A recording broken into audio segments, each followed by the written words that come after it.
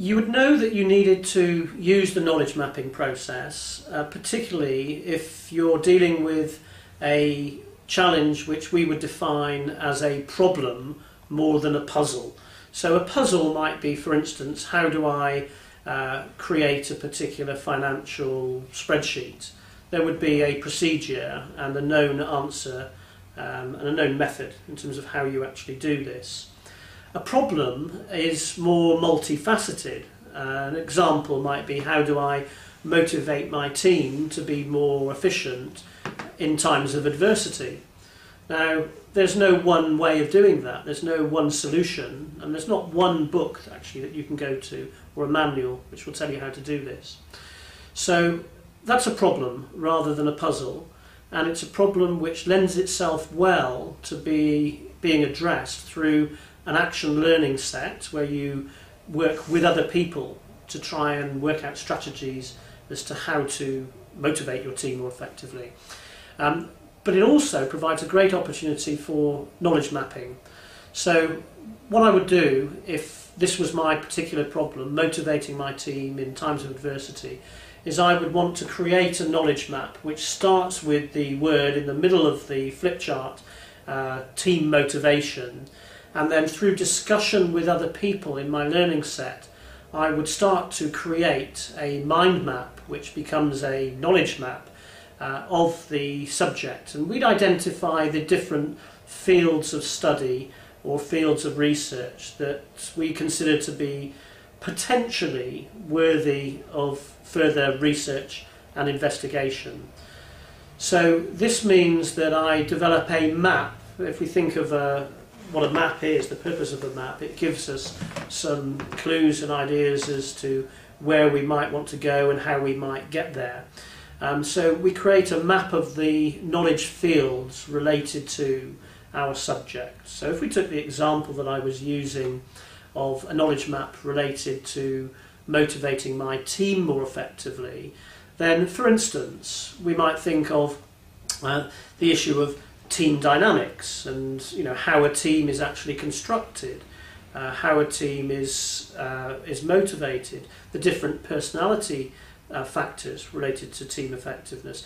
And there's quite a lot of research out there in the sky related to that subject, and it's important to recognise, one, that there is a field of research in this subject, and I may or may not know that myself, but if I speak to other people to involve them in my knowledge mapping process, then I will discover that this is a field of knowledge that I really ought to be addressing. And we would do this around a number of themes related to the problem. So again, back to the example of teams and team motivation in times of adversity, we might look at what actually happens within organisations in times of stress, in times of adversity, what happens structurally in terms of organisational change, and what is the impact of that, and what are the options in terms of how you manage change effectively. That takes us off into a whole another field of research and knowledge. So what we're doing is we're building up this map related to the initial challenge. And this may actually then sort of look quite frightening, because you then see lots and lots of areas of knowledge that you think that you now need to research. But of course, we can't research everything that's on that map. We have to be discerning and selective and work out a strategy in terms of what am I going to research and what am I going to read related to my question.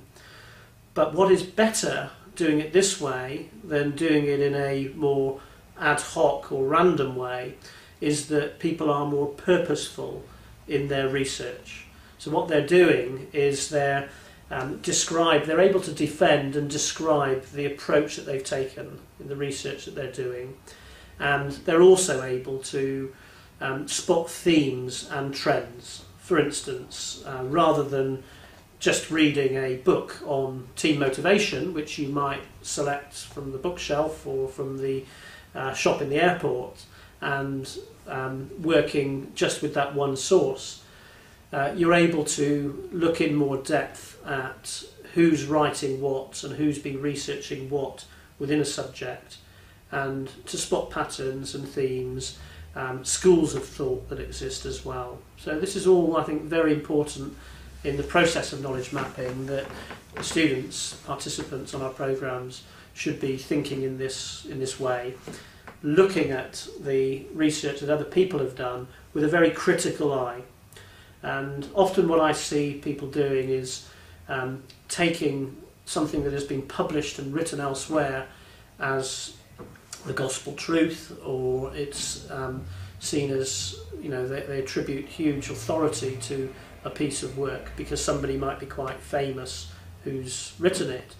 But I think particularly at undergraduate and postgraduate level particularly, people should be looking at this work with a very critical eye, and they should be asking the questions such as, who has written this, who were they, are they just trying to promote a particular product or a particular process, is it well researched, what is their purpose, are they academic, are they commercial, are they journalists, you know. So you need to get behind, scratch beneath the surface of what you read and ask some fundamental questions.